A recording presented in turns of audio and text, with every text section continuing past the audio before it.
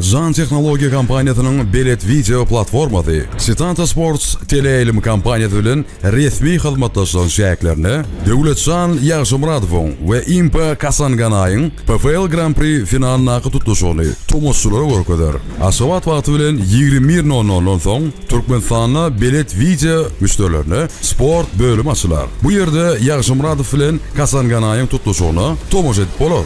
Belet videony nädip ýüklemeli we gurnamaly? Android ve iOS smartfonlar ve planşetler için belet.tm saytına geçin.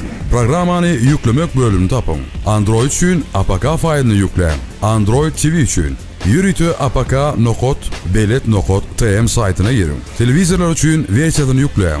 Web versiyonu. İstenik internet browserda video.belet.tm açın.